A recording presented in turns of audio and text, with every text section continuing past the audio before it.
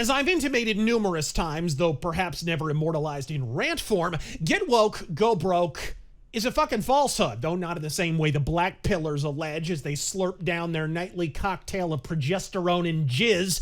For that to be the case, we require an unregulated economy where the consequences of corporate malfeasance immediately register with apocalyptic effects, and monopolies are therefore a momentary fucking rarity. But this, my friends, is the post-antitrust, post-public improvements economy of Roosevelt and fucking Lincoln. If this economy were any more mixed, we'd elected the first black president. And thus, thanks to the cohabitation of state and fucking finance, not to mention the eternal byplay of payola and fucking lobbying, there's a third pillar to always consider.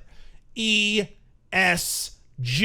No, it ain't an AOR band from the 70s, though it's sure as shit bringing us down. To the 2 1/2 organic beings who've yet to be illuminated, ESG stands for environmental, social, and governance, a coercively imposed Orwellian dictum presumed to apply to all major corporations in the US and abroad, prescribing their accepted politics and pinko policies with a decuman emphasis on rainbow flags and fucking philanthropy. If by philanthropy, you mean forced as fuck, gun to your temple, donate to BLM whether you're connected to the communist Chinese or not, or you lose billions of Bezos bucks. And no, I am not reading out an online synopsis of Atlas fucking Shrugged. This is real life, or as near an approximation as these delusional ideologues can conceivably contrive. Why do I mention something that should be blindingly obvious to anyone who's watched a McDonald's commercial in the last 15 fucking years? Because ESG is the operative reason get woke, go broke is, in most prominent corporate cases, utterly inapplicable.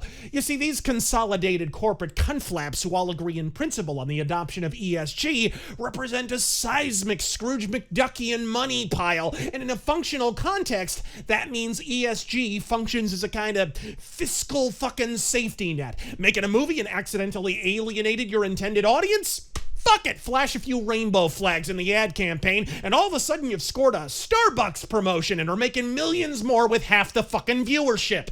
Running an age-old newspaper with more circulation issues than Movie Bob's fucking feet? Ah well, ESG it the fuck up and encourage a billionaire buyout so some ass canoe from a coastal corporation can own his very own Bolshevik bully pulpit. It ain't get woke, go broke. If anything, it's the opposite. Wokeness is the great big obese bat signal searing across the sky, signaling someone's compatibility for a corporate crossover or outright buyout, bitch. That's all it ever was. Which is why when the midnight blue pillars claim no one ever goes woke and then goes broke, well, let's throw it to the Washington fucking Post, shall we? We're not going to turn the town hall into a grievance session for the I'm sorry. Thank you. Ask the question. Brad, you talked about positions getting eliminated. What are you going to do to protect people's jobs? Are they going to be treated like the magazine staffers were? We'll have more information as we move forward. Thank you very much. And how will your positions be decided? You seem to be disrespected. What the fuck is up with that mask, Molly Menshevik? Either the Washington Post hired Cyrano de Bergerac while I wasn't looking, or you are smuggling a goddamn Greyhound muzzle under that thing. Sweeping layoffs at one of the wokest institutions in American media upon first appraisal would appear to ratify the get woke, go broke axiom. Except upon further review, it really goddamn don't. Anyone who's been paying attention to politics or media since before 2016, and you'd certainly be forgiven if you didn't, recalls the Washington Post being purchased in 2013 by the man projected to become the world's first fucking trillionaire, Jeff Bezos of Amazon. In short, the Washington Compost was already woke, and at that point, they were beyond broke. Without Bezos bebopping along, the only way the Washington Post would have come into some money is if their CEO mistook a $5 bill with a fucking tissue.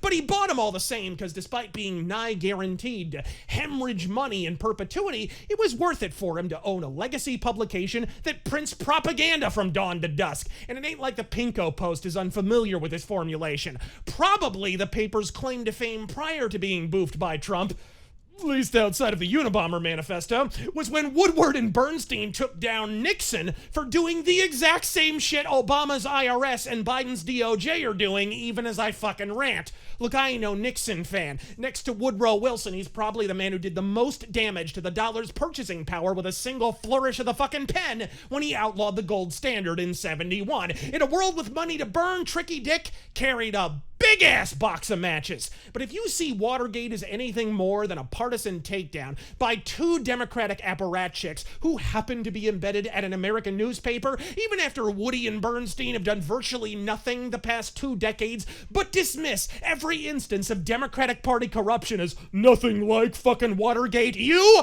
are hallucinating like Homer on Guatemalan insanity peppers. For a more benign, entertainment-oriented example of my thesis, look no further than DC Comics. They went broke many moons ago, had to be bought by Warner, who, as ESG ingratiated itself to ever more extreme expressions over the years, necessitated DC becoming the very first major comic company to formally fucking adopt an outward ideology of wokeness. Long before Miss Marvel incited us all to ask her about her feminist agenda, light years before Miles motherfucking Morales, there was Green Lantern and Green Arrow, and of course, lipstick lesbian Batwoman, who editor-in-chief Dan DiDio admitted openly in interviews at the time was a transparent attempt to court positive press from gay-oriented publications, and who years fucking hence still possesses not a solitary character trait that doesn't involve her long-abiding affection for fucking Muff. And so while others simply celebrate the post's long-overdue recorrection, and more still express amazement at current Warner CEO David Zaslav attempting to careen around the iceberg,